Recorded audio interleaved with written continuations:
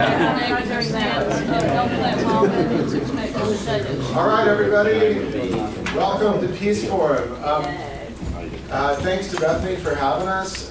We have no mic, so I'm going to probably be trying to scream the whole time while I'm up here. But I always think that I project, and then people always tell me, like, you should know that people can't hear you. So I guess wave if you can't hear me. So I make sure to talk loud enough. What'd you say? Hi, you're funny, man. Already have hecklers. Great, it's going well already. Okay, yeah, thanks again to Peace Forum for having us. And I think the best way, I just want to start with kind of an extended story. And I'm manning multiple devices here, so if I forget something, you can yell at me. Is it already not working? Just click. I'm left clicking.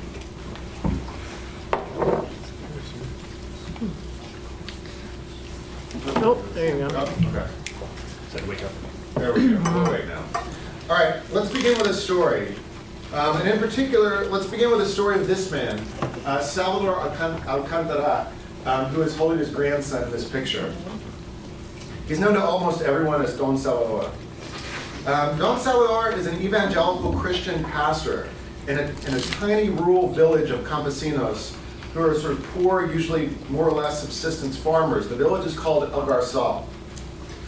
But in October of 2003, he was doing something unusual. He was racing through a small provincial capital called Seminary on the back of a motorcycle, pursuing a man named Manuel Enrique Barreto. Now, this guy, Manuel Enrique Barreto, is not the sort of person most people would chase on a motorcycle.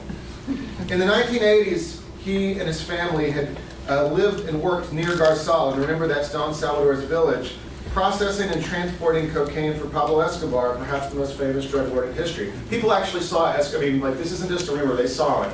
And so in 1989, the lab was raided and Barreto spent time in jail. He returned in the 1990s as a commander of a paramilitary unit, part of an extra-legal, right-wing, generally loosely right-wing force organized by moneyed interests from landowners to narco-traffickers to fight the left-wing guerrillas, which Jonathan will talk about. But the paramilitaries, or paracos, as they're locally known, they also served as death squads in cases. They're as muscle to repress, to fight not only the revolutionary groups and guerrillas, but nonviolent community activists, to suppress trade unions, to violently seize valuable lands like the ones in the background, farmed by small farmers. And this guy that he's chasing on the motorcycle, Manuel Enrique Barreto, was one of the commanders of this group, the AUC, the United Self-Defense Forces of Colombia. And so this is the guy that Don Salvador, this guy with his grandson, is chasing on the back of his friend's motorcycle in Seminary. So why is he chasing this guy? Well, most immediately because he heard a rumor. He'd heard that Barreto had returned, that he intended to seize not just the lands he used to control, but all the lands in El Garzal. He was going to throw the people off the land.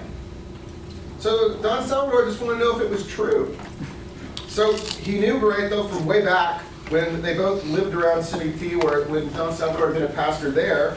And so he figured he kind of knew this guy well enough to just stop him and ask. So he chased him on the motorcycle.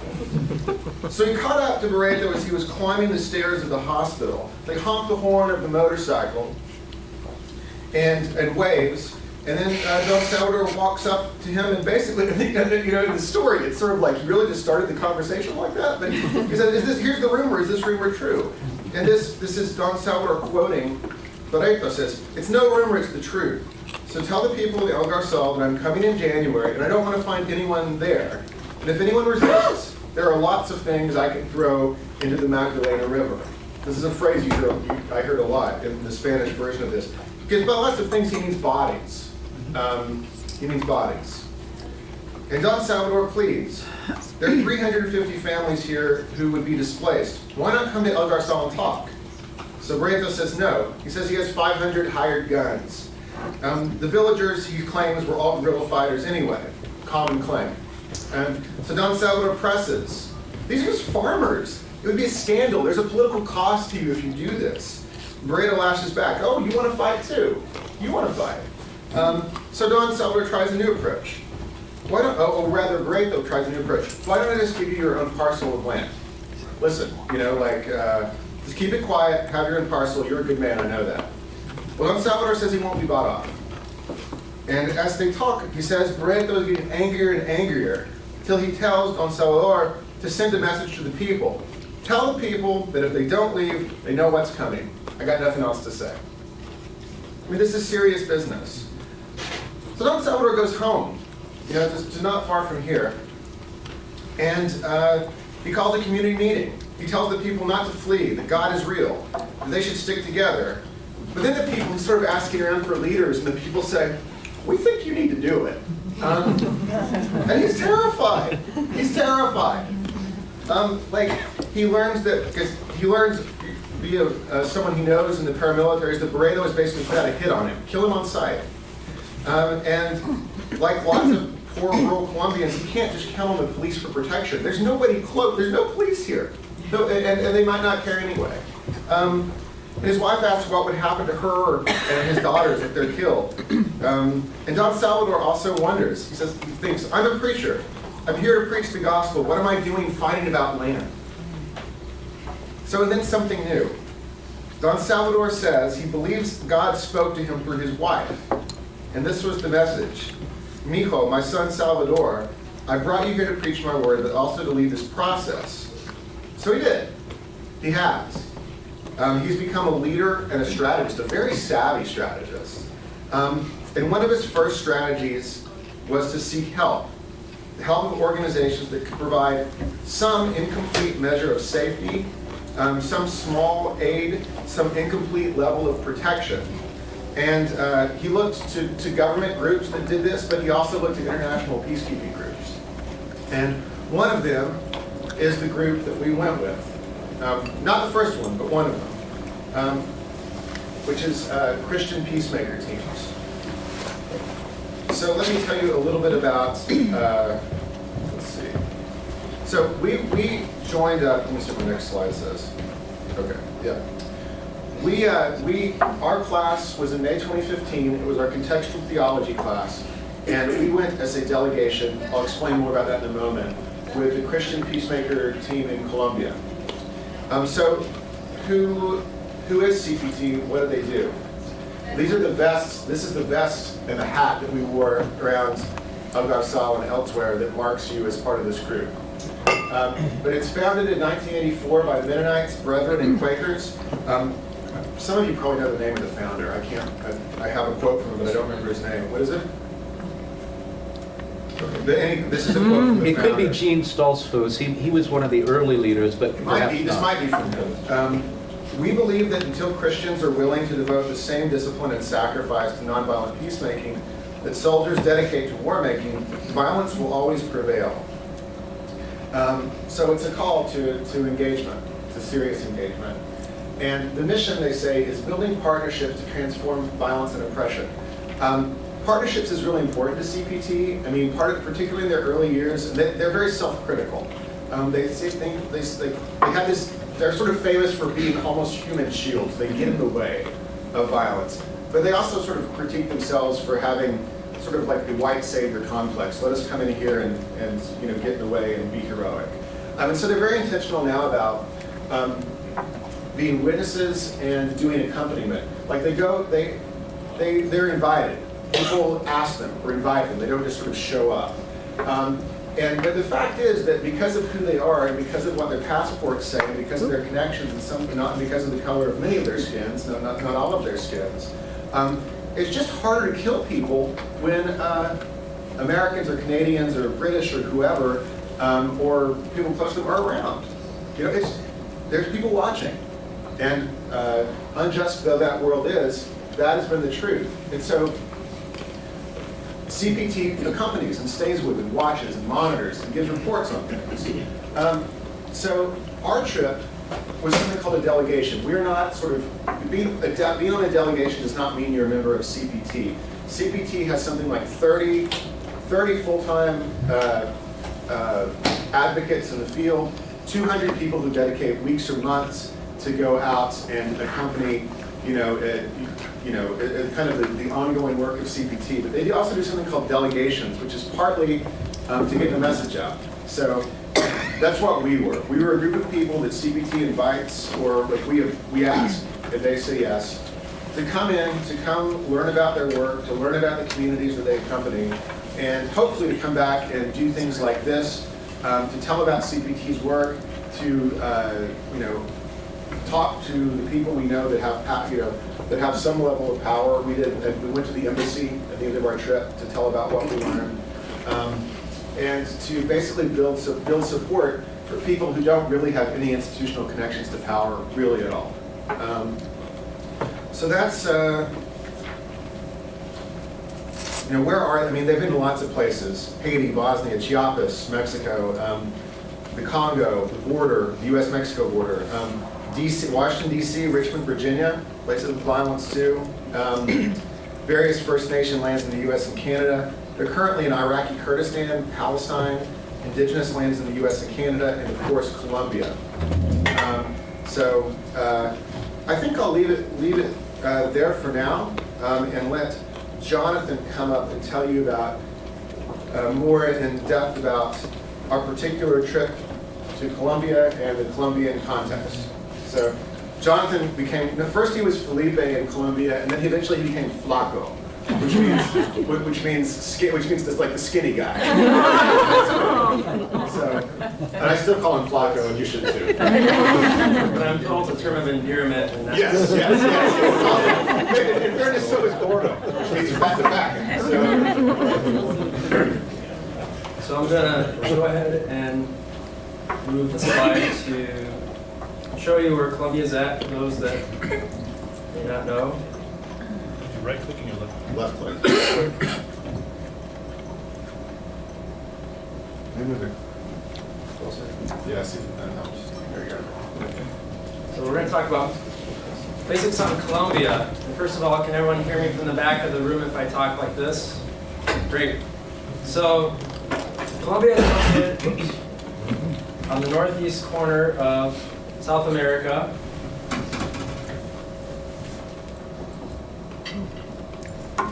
There you go. So it's located at the northeast corner of South America. In fact, where Panama, as part of Central America, touches South America is where Colombia is at.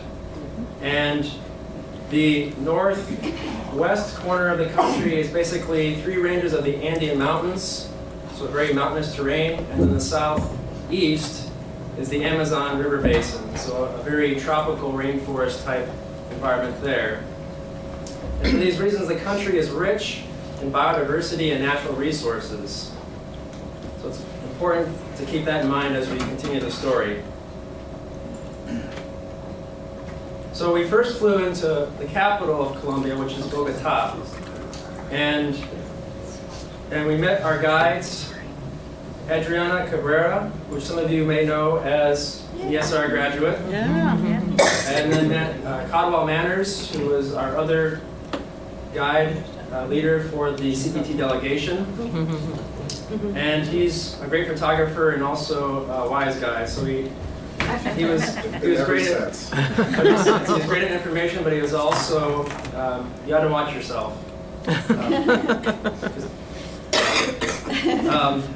So we spent 3 days in the metropolitan area of Bogota for orientation about CPT, about the kind of work that we're going to do for the delegation, as well as the cultural context for Colombia, which I'm going to get into next. So Bogota is itself a modern city on top of a mountain plateau at about 8,000 feet above sea level. So we had to adjust for altitude, and it does make for a very mild climate year-round, usually about 60 to 70 degrees, so it's a pretty pleasant area. With a population of over 8 million people, it's a bustling city, and the city has several skyscrapers, as well as globally known for a very elaborate public transit system called the Transmilenio. So we got to use that some as part of our travels to the city. But in spite of its ability to modernize, Colombia as a whole still struggles with the effects of violent conflict. Civil wars have waxed and waned since the founding of the country, and within the last 70 years, conflicts have gradually developed into more complex power struggles between political ideologies and growing economic disparity. So I'm going to get into more about the history of the conflicts. If I can do it on the left side. Sorry, I'm left-handed, so I have to adjust. So basically, this is a simplified chart of 5 different circles to help you kind of get a sense for what's going on with power struggles. So we'll start from the top circle with the FARC and ELN. The 1960s saw the rise of socialist revolutionary groups, most notably the National Liberation Army, which is the ELN, and the Revolutionary Armed Forces of Colombia, or FARC, as the acronym is in Spanish. And these are, again, socialist revolutionary groups, often interested with Marxist socialist policies and trying to create more socialist types of government and ways of being a people. In the 1980s, moving around the right side clockwise, 1980s saw narcotics traffickers gaining power over certain regions of the country. And you've probably heard, as Ben had said, about Pablo Escobar, who was one of the main, most known drug lords at that time. Continuing around to the bottom, there's the AUC and other paramilitaries. AUC stands for Alianzas Unidas de Colombia, and they formed with support from wealthier landowners in the 1980s to counter revolutionary movements.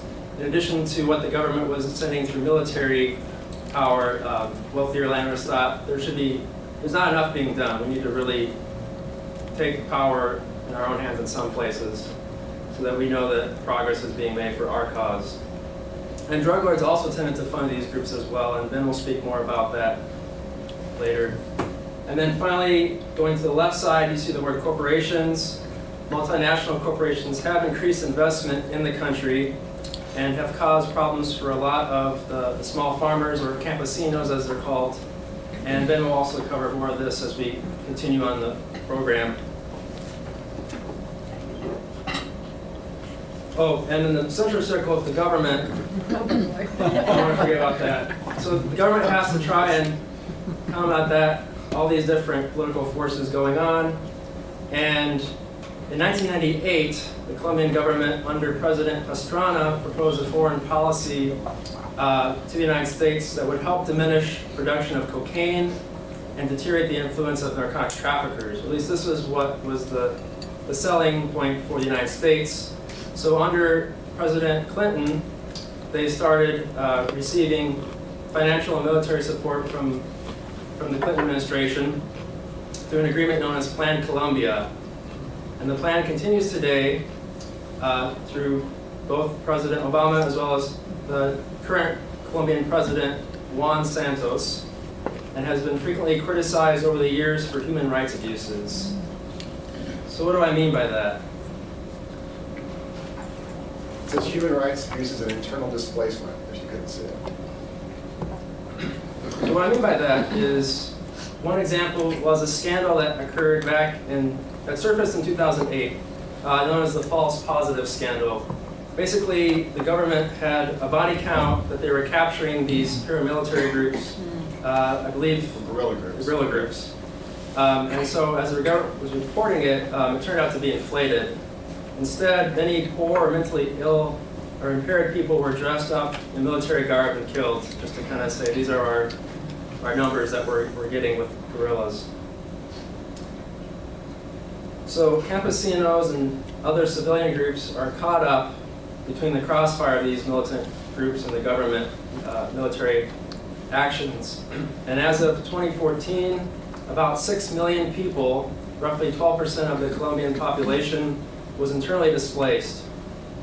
And 80% of those that were displaced were from rural areas such as El Garzal and Nueva Esperanza, where we visited. Fortunately, within the last 7 years, some development in the peace process has occurred. For example, the AUC has officially disbanded, and other violent actors are doing so. The FARC has been in talks with the Colombian government and Havana, Cuba, to to find ways to disband on terms of amnesty. Basically, if a FARC member comes forward to a designated area and says, I surrender, here are my weapons, I will no longer serve the FARC, then they won't be sent to jail, they'll instead be given amnesty for that moment. And with the ELN group, as of March 30th, they've been starting talks with the Colombian government as well, which will take place in Quito, Ecuador initially. Also, a positive development economically is that the city of Medellin in the middle of the country is fast becoming a tourist destination. So the violence is ending, right? At least we felt safe enough that we could go down and join the CPT delegation. Well, once we arrived, we soon learned what the years of violence looked like on the ground. So we first went to a place called Soacha, and this was on a Sunday. We left from Bogota by public transportation to visit a house church where refugees would come and attend. And Soacha is a city of about 1 million people just southwest of Bogota. Largely refugee community. It sprawls from the plateau area up into the surrounding mountainsides, which you can kind of get a sense from this picture. The houses are basically cinder block and tin roof constructions, so pretty simple design, enough to keep you with basic shelter. The refugees were displaced again by violence from these revolutionary and paramilitary groups. Often their neighbors or relatives were targeted by combatant groups to claim allegiance, or else they would face torture. And so, hoping for safety, they left with their families to places like Soacha. And this is a picture of some of the members that we met while we were at the house church. It also happened to be a celebration for peace in that country. Yeah, like a sort of a day of prayer and worship for peace. I forget how it was phrased, but it was a specific day. We also had a chance to go to a Catholic church in Bogota near a place called Calle Bronx, which also had many homeless and displaced people that were either living in the park or were having to pass through because they would need to go to the Catholic church oftentimes for help. While we were there, we met with a group of Claretian missionaries who gave us a detailed presentation about their work in rural areas, particularly around campesino groups and liberation theology. And we each received a book from a lot of the work that they've been able to record from that time. Picture here of some of those folks with Cottle in the middle. This picture in particular is of a mobile memorial that they have for victims, and this is where it's stored when it's not circulating around the country. This memorial serves as a reminder for the victims of violence, and it helps aid in the national reconciliation process. We later met with two Mennonite organizations that are based in Colombia, Justa Paz and Mencoldes. And they do largely social issues resulting from dealing with the conflict in Colombia, and CPT has often partnered with their work in the country. I was impressed by the work that Justa Paz did in producing reports on sort of what's been going on in these areas, trying to bring to light a lot of these human rights abuses and infringement on people's freedom. This is a picture at Justa Paz with one of those reports that they put out. We also spoke at Mencoldes, and a lot of their work has been around social worker issues, specifically dealing with like trauma counseling and other services that help build peace in communities of displaced individuals. And it was one of the Mencoldes workers that led our delegation when we visited Soacha the day before. And then after a few days in Bogota, it was time for us to head north to the CPT Colombia headquarters, and I'll let Ben take over the story from here.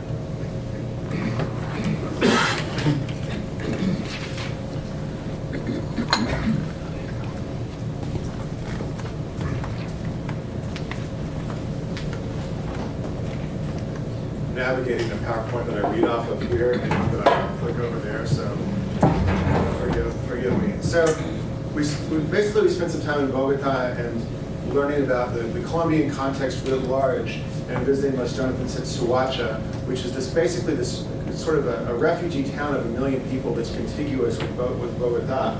And so going to the Magdalena, man, you might ask, where did all these people come from? What kind of situations are they fleeing? Well, one place that they've come from, among others, is this region called the Middle Magdalena. The Magdalena River is one of the most, maybe the most important river in Colombia. I mean, it's not an exact analogy, but it's sort of like the Mississippi River of Colombia. It's very important in literature. And if you, if Bogota is here, the Middle Magdalena is here. So historically, if you wanted to get to Bogota from the ocean, the Magdalena River and riverboats on it was one of the ways you did it. Then you went up into the mountains. So it's strategically really important for lots of reasons. I mean, as you can tell, these are big mountains. These are bigger mountains than we have in the U.S. in many places. It's very tall, they're very big and very cold. So if you're trying to have legal transport of anything, and certainly illegal transport of anything, this is a place to get to Venezuela, to get to the coast, to get to the Pacific Ocean. It's really it's an important piece of land. Yeah, I mean, so that it's a strategically important area. The place we went to, I see that's right, I clicked one and not the other, was this place called Barranca Bermeja, which, and I won't call him out, we have a Colombian in the audience today, is a place that Colombians make jokes about. It's hot, it's sweaty, it's nobody's favorite city in Colombia. I mean, it's not Medellin. Medellin is beautiful. Bogota can be beautiful, but Barranca is a low, humid, tropical place. It's got I'll get to this in a second, but it's got an oil refinery. It's sort of the oil hub of Colombia. Lots of low concrete buildings. It doesn't make the Lonely Planet tour guide, I don't think at all. It's not the place that you go to, but it has a lot of history and a lot of significance. This picture here, oh man, I did it again. Okay.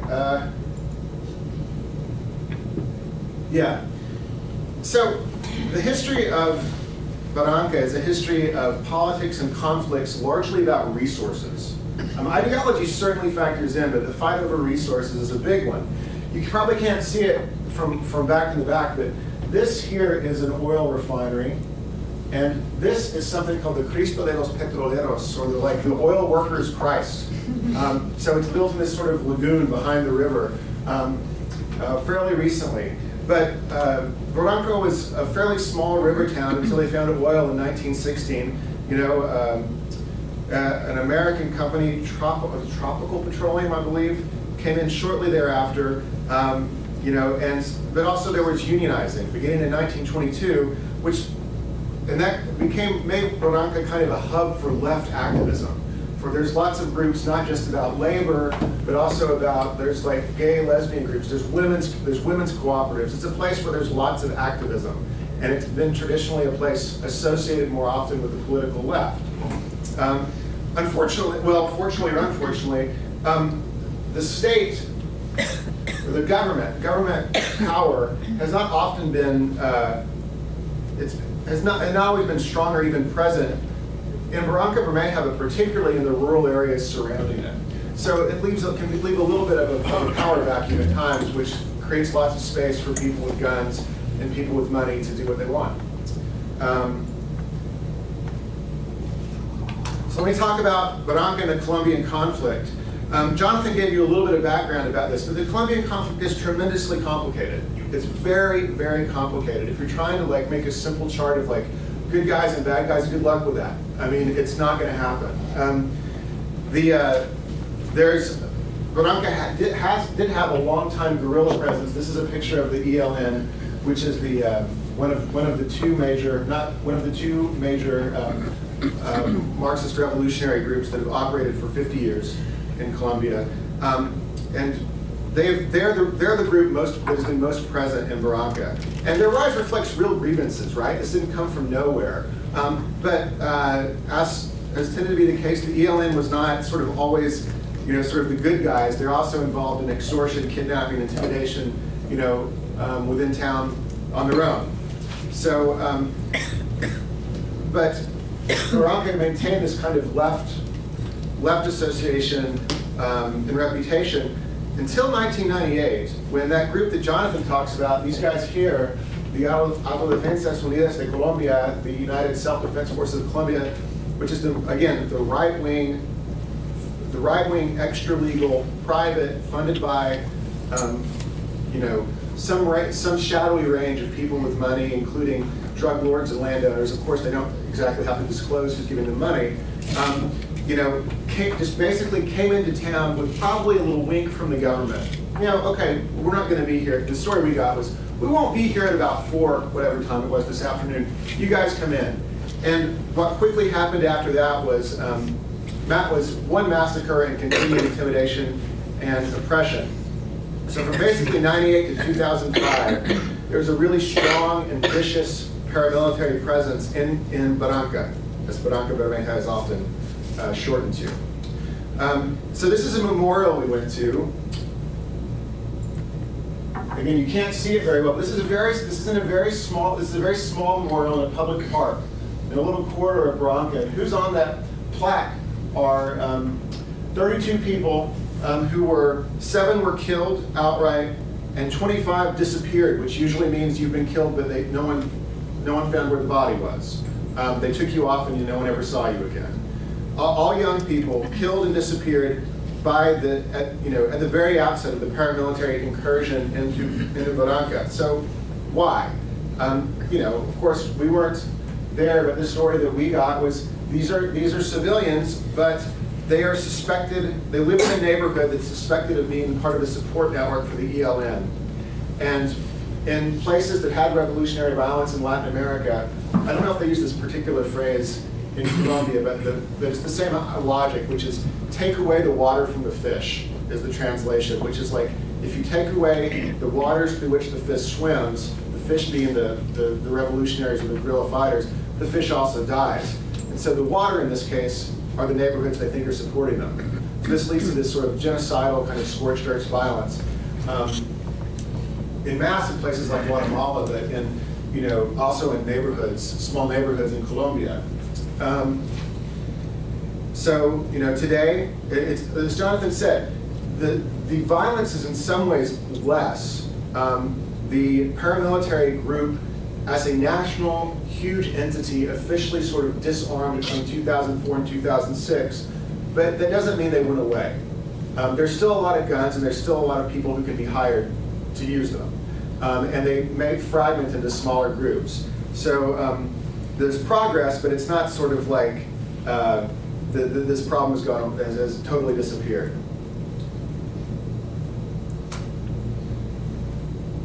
All right, so let me click over here too.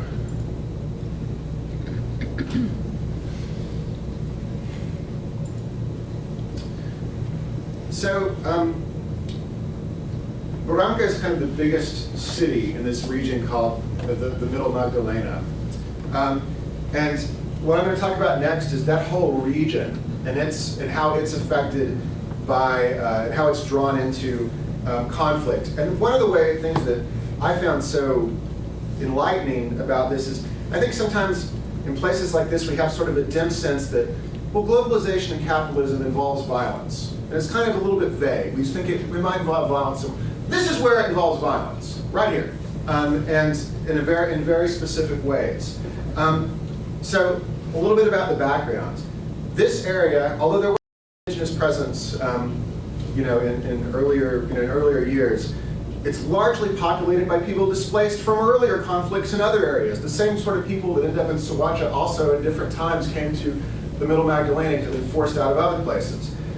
You can meet people, families where 3 generations, like grandpa was displaced from here, dad was displaced from here, and son is going to be displaced from here. So it's this kind of constant process of displacement.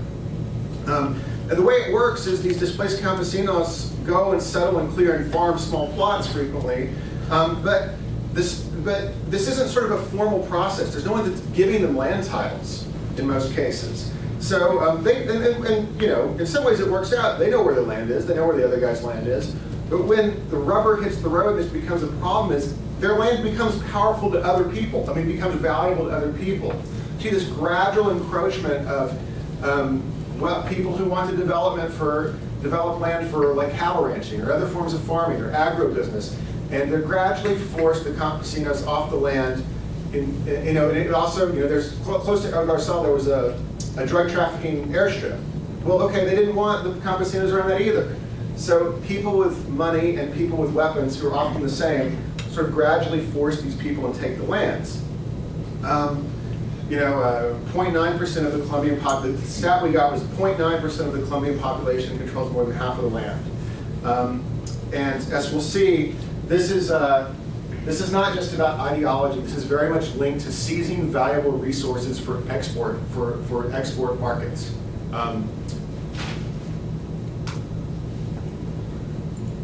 So what do they got? What do people want? Well, one, we saw oil. Oil has been there historically. There's minerals, there's mining, there's gold, there's nickel, coal. There's control for people who are, running drugs. It's a strategic corridor. The ability to move things through there is valuable. But the key currently, and the thing we talked about most, was African palm oil plantations. This is a picture of African palm oil plantations. As you go down the Magdalena, you don't see them everywhere because they can be set back, but you can see these large swaths of sort of monoculture of these palms.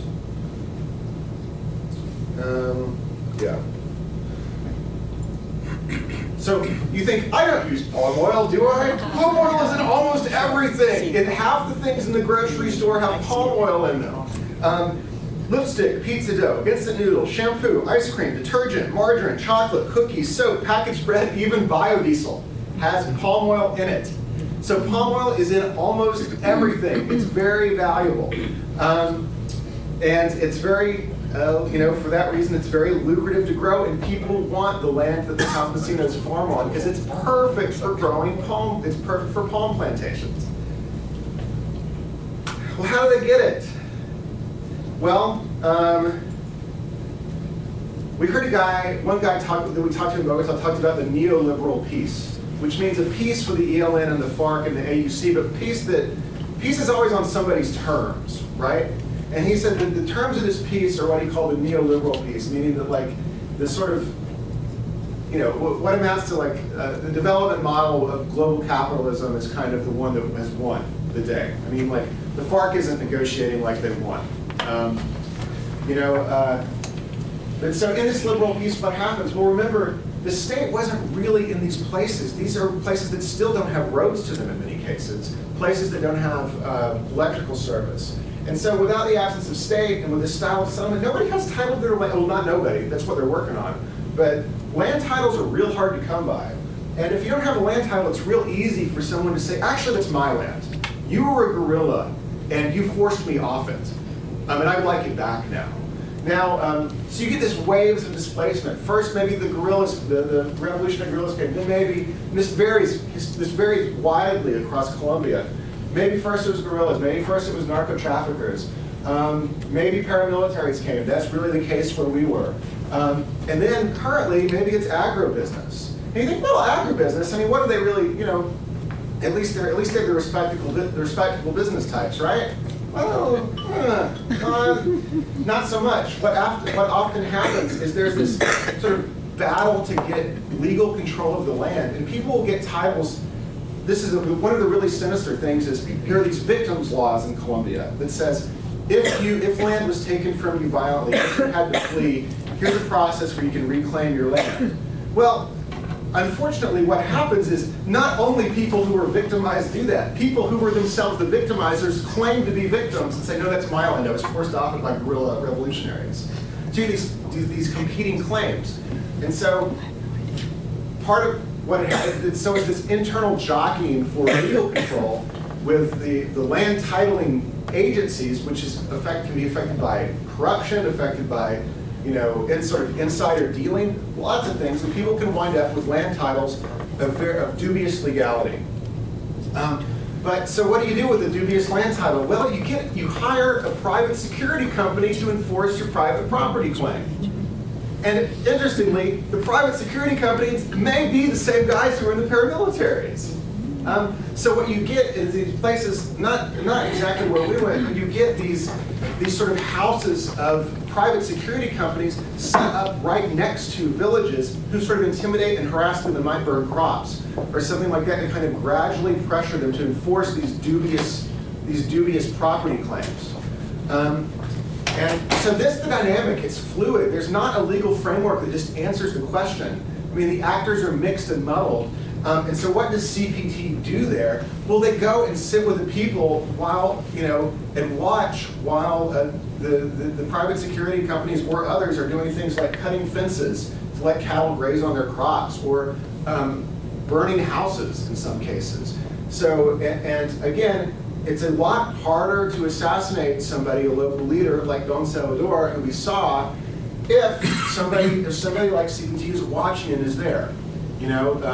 That's not a just aspect of the world, but it is a true aspect of the world. So CPT tries to be with these communities in this complicated, fluid struggle over land and resources.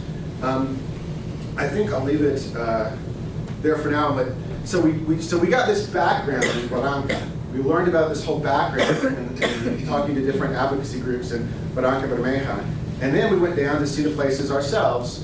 The one we went to was a little village called El Garzal, and Jonathan is going to tell you a little bit about that trip. So as Ben said, we were next heading to El Garzal, and being a more remote place, there was going to be a bit more of a travel that was required on our part. Basically, we went on a series of boat rides. And the first leg was on a 3-hour boat ride in what they call a chalupa. It's not a Taco Bell food in this case. It's basically on the left side, this covered boat. You put your luggage on top, you ride underneath, and you pray that you get there in good time. But great views, because you can just look out in the middle of the river on both sides of the banks. We did see some of the palm oil plantations on our way up. Got to another port, and then took a motorized canoe across the river to the other side, where we would then meet a truck who would gather our bags, had room for maybe 2 people to ride in the back, and then the rest of us said, "We'll see you in an hour, come walk towards the village." So again, this delegation, just as a disclaimer, is not for the faint of heart. El Garzal, in addition to being in a tropical basin with high heat and humidity, also requires you to walk a lot in rubber boots. And on top of that, we're also required to wear long sleeves to protect ourselves from mosquitoes and the sun. And it was recommended that each morning we would check our shoes just to make sure that we would avoid the rare but possible encounter with maybe a snake or a scorpion. But all that adventure aside, we did have some good experiences with Don Salvador and his family. When we got to the village, we stayed at their house. And again, Don Salvador is the person that we had introduced from the beginning with the story. His wife cooked fabulous meals with some assortment of beans, rice, plantains, chicken. We also had most of us could sleep in hammocks. Ben actually chose one of the few bed options that they had. But I enjoyed the hammock situation. We had mosquito netting that surrounded us within that. We hung these up in a newly constructed porch area that was surrounded by screens, so that helped keep some of the mosquitoes down. And then when we woke up in the morning, we would untie one end, put it over to the other side of the room, and we'd use that area for dining and for reception when we would visit with other village members. When we had a breeze, it worked really great to help you cool off. Otherwise, we just had to deal with sweating during the day. Fortunately, we could shower at night, and our shower was what I like to call gravity-powered. That is, we filled a bucket and dumped it on ourselves. We had to use bottled water to drink and brush our teeth. And for electricity at night, they had a generator that they had gas-powered, and they would run it until everyone was asleep, and then you'd hear it go clunk, clunk, clunk, clunk, and the lights would go out. So it was a pretty neat way to kind of work into the evening for sleep time. So what do we do there? We met with different families, campesinos, and learn more about their situation. As we've already explained, the complexities of different power struggles and fighting over natural resources, and what their point of their side of the story was in all this. And so our presence again was as internationals to add some public light to the situation, trying to tell the story of the vulnerable groups so that it was made more known on a global scale. And that way maybe add some sense of security that, hey, there are these people that are having some issues, and we need to put some pressure on to Colombia's government as well as our own government on ways that we can improve human rights situations in the country. And so as we met with campesinos, we heard their side of the story. Basically, the story goes that Algarzao was settled in 1971 by fishermen who came down the Magdalena River and explored the area. They liked it enough that they decided to farm. And so they claim that they then lived peacefully in the region until about the 80s, when narco trafficking was beginning to pick up and they would be moving through the area to move their goods. But I also like to tell that they were building up their own economic opportunities. This picture is of the cacao cooperative, which is used, the cacao bean is used to make chocolate. And I'm sure everybody knows here what chocolate is.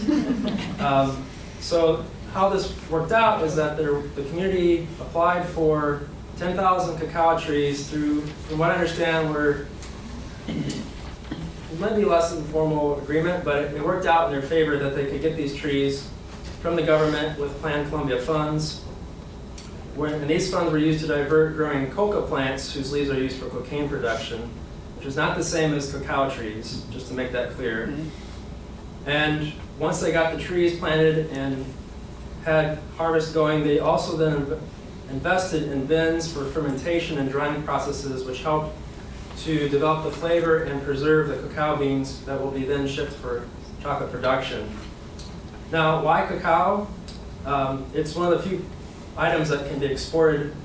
They do have a lot of fruit that they grow down there, but unfortunately, the fruit takes too much time to get to the urban markets that it's no longer viable for sale, and so this lack of infrastructure is an ongoing problem that they'd like to see fixed so that they could have more product production that they could export for economic opportunity.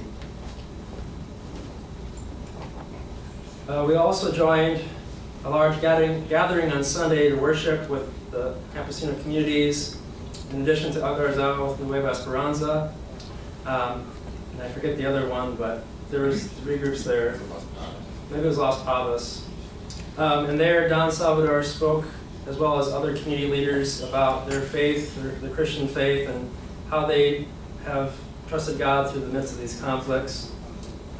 Adriana from our CPT delegation introduced our group, and believe it or not, Ben presented a sermon there as well, which I thought was pretty good. Ben would maybe tell you otherwise. It was in Spanish. It was in Spanish.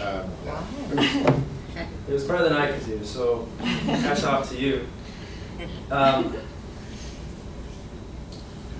So after that, we met with, again, more campesino families, and at one point, part of the requirements for a CPT delegation is that you do a public action. And so at the request of Algarzao, we decided that we would make a banner that would tell the story about Barreto and Don Salvador, in addition to the land titles controversy that's been going on. And we would perform this as a drama in front of the mayor's office in Simiti. And so here's a picture of us working on that banner, as well as the finished product. Pretty simple. So basically it says Algarzao and Nueva Esperanza, plus Barreto, who's an invader or invasor, narcotraffic, Paraco, X amount, deribum, so that campesinos can have work, community, continue their cacao production, and that will bring them the peace that they desire in their communities. So what ended up happening the next morning is it rained a lot. So the roads were basically impassable to get to Simiti. And so instead, we had a leisurely morning to finish packing our bags, say our goodbyes to our gracious hosts, and then made a return trip back to Barranca. But eventually, well, first, once we got to Barranca, we spent a few days talking with the other civilian groups that have been mentioned, such as the Popular Feminist Organization, PANAMBI, which is the GLBT rights group. And then after that, we then took a bus back to the capital, Bogota. And so once we got to Bogota, we then did another action that we went, and the action was basically we went to the land management office called Encoder, which is the sign that we have pictured here. And we made flyers beforehand that would expose some of these allegations of Encoder revoking land titles from campesinos so that they could give them to corporate entities. And so some of the group went to hand out these flyers on the street. Ben and I, being the bold people that we are, decided to go into Coder's office and present this letter that we wanted to give to the head guy. After a few conversations at the front desk and sort of bouncing around between one or two people, we basically said, could you deliver this letter to him? And then we walked outside to join the rest of the group to hand out flyers. For me, it was a very powerful way of sort of closing off what we had done in the Algarzal and the Nueva Esperanza communities, showing that we heard their story and that we wanted to get that story out so that more to the story could be heard by the people of Colombia. So the last day we spent just touring around Bogota and taking the sights, and then we went home. So I'll let Ben finish up with some updates about what's happened in Colombia since our trip, and I think we'll take questions after that. So take it away, Ben. So I can't speak to necessarily all of Colombia, like both the two major, this is very recent, the ELN agreed very recently to join in negotiations. So on that sort of macro level, like there's progress. But on the micro level, well, we were not so much. Like basically, El Garzal remains very much in limbo. I mean, like the land's still not titled. You know, people show up. Sometimes there'll just be sightings of unknown, people with guns kind of around the village. They'll have like a list of local residents and be like randomly asking people for IDs, which is concerning because they have a list of local residents. And so you kind of, it's this kind of perpetual state of fear and insecurity they continue to live in. But CPT doesn't just work with this one El Garzal. In fact, El Garzal is probably one of the more. So I mean, who knows what's going to happen? But right now, it's not the high intensity one.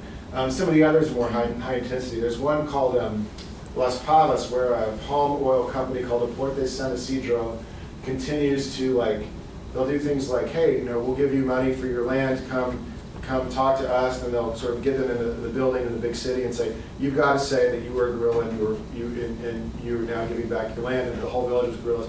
Like force statements like that, and then enforced sometimes by burning crops, burning houses. There's a drought currently in this part of Colombia, so it's quite easy to burn things. And what's interesting is none of these stories, they all have a family resemblance, but they're never exactly the same. And Aporte San Isidro is a company. I'm not even sure that they know the people in Las Pavas. They may know a person. But this other place, Guayabo, it's just a guy named Rodrigo who just showed up, who said, "This is my land." And they're like, "No, it's not." And but now he's hired private security forces who are there, and they've set up a little security force house. And sometimes they'll just kind of cut some fences, burn some crops. And sort of fire shots occasionally, some intimidation. So it's this sort of low-level fear and insecurity and threat that's always there. And in some sense, what it looks like to me is it's a waiting game. I think the idea is if we keep up the pressure long enough, we're eventually gonna win. And that's just kind of my looking at it. But and I think this sort of steady campaign of intimidation is on one side versus people claiming largely unprotected rights given by unenforced laws on the other. And so a lot of the dynamic is pressuring the government to give titles and enforce laws and build a legal structure in a way that's fair to the campesinos involved. So, I mean, when you see on TV or read in the paper that Colombia's back, it is in some ways. Like Medellin, great, sort of an international tourist hub. It's beautiful. Colombia's a beautiful country. Like I recommend anybody to go there and check it out. But in places that are more off the beaten path, there's still this intense and violent competition for resources, which unsurprisingly pit people with not very much versus people with quite a bit. So just briefly, this is to tell you about it. This is also my pitch for our January term contextual theology trips. So are you interested in going and sort of learning some of this firsthand and seeing what you/we/all of us together can do? The loose dates would be January 2nd through 14th. That's a little bit in flux. The cost, don't freak out yet, is $1,800. It includes airfare. The seminaries give subsidies, and also it's not uncommon for CPT delegations to raise money before going to support themselves. So I hope sticker shock won't because part of it is they give when we go visit an organization like an activist organization, we give them a donation. So part of it funds that, and it's a contextual theology class at ESR. But by the same token, we're obviously a seminary, a Christian seminary in the Quaker tradition, or something like that. And CPT and our class is also open to non-Christians. This is our seminary, for that matter. Don't feel like you're not welcome if you're interested in the work of peace and justice and think this might be something for you. Bethany students can go to. Bethany can go. Bethany, ESR, and college. The college is eligible as well for our classes. Oh, sorry.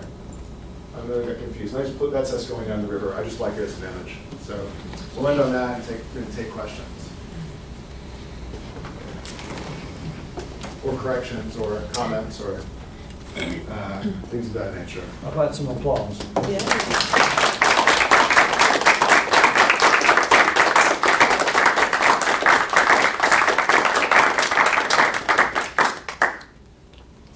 Tracy?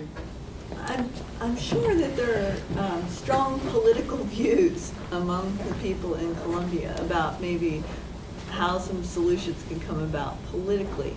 What does, CPT, do they just try to stay neutral? And then B, the communities of faith, or the people, maybe even the people in the villages who you met. How is politics involved?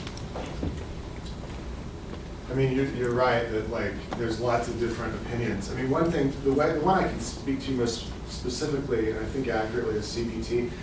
There are several international peace organizations in Colombia who say they don't take sides. CPT is not one of them. CPT says we're on the side of the campesinos. They're very clear about who they're with. They're advocates for the sort of small farmer or campesinos. But yeah, I mean, you'll, if you had the Barreto family up here, they would probably tell you a different story, obviously. I think CPT's belief is the truth isn't always in the middle. Sometimes the truth is on one side. But yeah, I think what we saw in the Middle Magdalena is one piece of a much bigger Colombian story. I don't have a comparison, but it's a very large country with lots of different conflicts, many of them deeply personal in different places. So how it played out by the Caribbean may not be how it played out in the Amazon, and the experiences people have with political groups may be different in those places. So, yeah, I mean, that doesn't answer the full question other than to say, yes, people have lots of different opinions. CPT has made a pretty firm commitment to who they're with. Are the churches involved in their own struggle for those people, or are they helping, hurting the situation? I guess I'm talking about the bigger church too, The church. Catholic structure. I don't know, you can jump in. Right. I'm trying to think because I know Claretian missionaries are one group that's trying to help more on a local level. I'm trying to think though of the official Catholic Church, and that may be something you could look into further. I feel like they're sort of trying to do what they can, but not trying to step on the toes of the government too much, I guess. I mean, like, you know, Colombia historically is a Catholic country, majority Catholic, and the Catholic Church is big and doesn't agree with itself, right? So you get, there has been some church involvement for peace. I sort of can't speak off the top of my head to sort of the church writ large in the Colombian conflict. I do know that in, you know, there are, I mean, the Claretians are doing like liberation theology. They're like by the book, going to the place and like interpreting it in the world of the people, doing the praxis model, all that. That's not, certainly not all Catholic authorities in Colombia. You know, in Barranca in particular, the bishop was sort of beloved by the community as being like an advocate for human rights. But the bishop has, he either died or has been transferred. I forget which one. He's not there. So the new guy, and it's not sort of clear, he's not as much of an advocate, you know, as the old guy. And so we on the tour of Colombia, our guide spoke about, well, you know, he's not the old guy, but maybe as they do things like build a huge new port, which we didn't even talk about, maybe this guy is going to help get people at the table to make sure the like local community residents get something out of this, some benefit out of this development. You know, the peace churches are, you know, much smaller, you know, targeted presences. Like John, there's a Mennonite community historically in Colombia, which is involved in the organizations we saw and involved influentially, I think. You know, and it's, you know, it's very. I don't know all the religious history or the lay of the landscape in Colombia, but it's, you know, in other regions of Latin America, evangelical to Pentecostal faiths have been correlated with more conservative politics. That may like that, but that's not. That can be true, but it's not always true. For example, Don Salvador is a he's a Pentecostal, and he had this real crisis of conscience about what he should do, since he was a pastor, not like a political leader. But he said, you know, he had this sort of revelation that no, like God's calling me to do this kind of work, and you know, God put me here to do this, and this is, you know, not what I trained in seminary for, but this is, you know, the call. So that's not, I don't know, a fully satisfying answer, but it's, you know, it's a complicated landscape, and people are working on different aspects of the problem. So I think we had one more question with Anne. Is this the primary growing area for palm oil? Are No. there other places around the world? Yes, I mean, I think Colombia is actually relatively new on the palm oil front. It's African palm oil, so it derives from Africa. Malaysia, I think, might produce the majority now. So any place that's tropical, they're probably growing palm oil. Colombia, like I said, Colombia is a place where it's kind of, you know, what's I think happening now in Colombia is as the violence becomes less routine and less endemic, you know, to everywhere, places that weren't sort of accessible to sort of industrial exploitation because they were too dangerous, people like, what could we do with that land? And palm oil is one of the things that they could do with it. And I think the government, my sense from what we heard was that the government prefers that sort of palm oil model because it's sort of big and industrial and export driven and sort of raises the GDP. Campesino labor is like, it's not going to do that. You know, it doesn't have the numbers impact. But to answer your question, Colombia is rising in importance, but is not the major world producer of palm oil.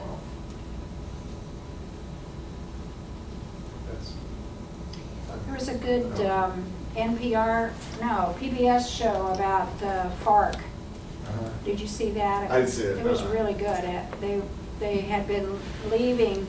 Some of them had lived their entire lives in the forest and had never come out of the forest. Now they're coming down into the communities, and there's mixed feelings about their presence there. Oh yeah, and I mean, like there was a period of time, and so others in the room might be able to correct me, but at one point in time, oh geez, was it the early '90s? Like there was sort of an effort to say, all right, FARC and ELN, come join the political process, and they formed a political party called, I believe, Unión Patriótica, and ran for offices, and then they were pervasively assassinated. Last time they tried sort of to incorporate them, they killed a lot of them. And I mean, like again, part of I think the trick is to avoid our tendency to like say, oh well, they're fighting for the poor, the good. But the FARC has been like funded by largely drug money for decades. I mean, that's helped fuel this, and the FARC engaged in extensive kidnapping and ransoming of political leaders, and they're not like sort of, there's all sorts of things about the FARC that aren't savory. I mean, the paramilitaries are in some sense like just straight brutal, but it's a long war with cycles of violence that lots of people are implicated in. Is it theoretically possible for the campesinos to farm within the palm oil plantations?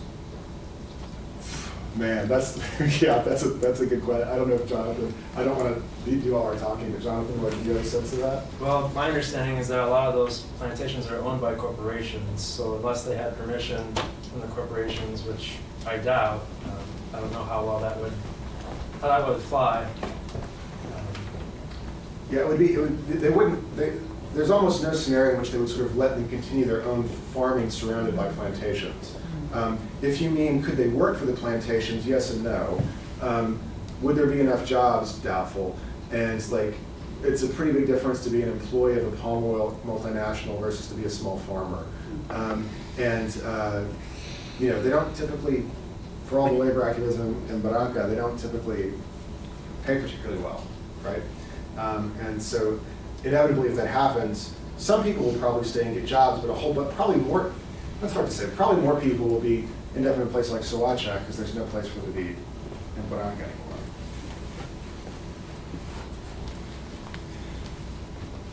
Yeah.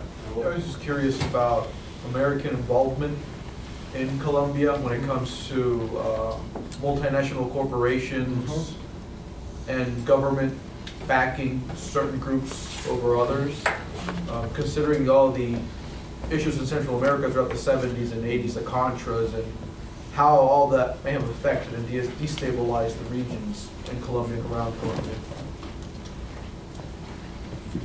We have Jonathan first crack. I should say. So basically you're asking about, I guess I missed part of the question, So basically, American involvement in the different areas of society in Colombia, and what was, did you ever get a feel of perhaps the campesinos maybe reminiscing, or have you experienced certain, different degrees of situations and issues related to American involvement in politics and economy and backing several groups? Well, other than Plan Colombia, that's probably the most that I've known of American, state support at least. I guess I'm not quite following how the campesinos fit into that, whether they feel like if it's effective or not. I would say that they probably haven't seen much difference just because of the violence still continues. There's still issues that they have to deal with in their day-to-day lives. Ben, I don't know if you have. Yeah, I mean, Plan Colombia is definitely the big phrase to know. 98, starting with Clinton, originally sort of pitched as kind of a humanitarian development deal that developed into basically two things. One, a plan to fumigate coca from the air, among other things, which also had the not so great effects on lots of crops, including coca. And the other, sort of military aid to defeat the ELN and the FARC. The trick is, John Flaco had all those circles up there, and how those relate are complicated. And so our aid flows to the Colombian government, the Colombian military. Okay, well, thing one, Colombia is like if you go to the School of the Americas protest, that's the most recent sort of training that people talk about is Colombian forces, I think. But the government, the army, the allegations, which are probably true, that the army tended to sort of act in quiet coordination with the paramilitaries. And they would go kill the ELN and the FARC, but they would just sort of kind of not notice while the paramilitaries entered Barranca. And so in doing that, are we implicitly endorsing one side in this conflict? And the side that perpetuates the false positive scandal? Are we sort of doing are we sort of supporting a model of military defeat combined with the later sort of agribusiness development? Yeah, I think that's true. We did see, I think we heard about, someone had seen the soldiers, they had some, I forget what piece of equipment it has that had US stamped on it. So I mean, we're giving them stuff. But yeah, I mean, not to make the sort of the liberal radical narrative too easy. I mean,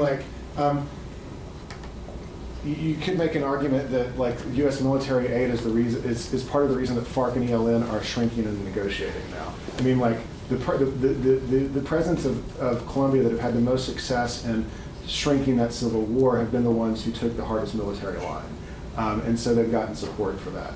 Now, I mean, I don't know. There's lots of other factors involved there, but I mean, one president gave a chunk of land to the FARC. Hey, hang out here while we talk. And then the FARC sort of developed it, and everybody's like, that was a stupid thing to do. You just gave the FARC all that land, and they just continued to do what they were doing. So it's a civil war, right? So some people are probably quite happy about the USA, and most people aren't.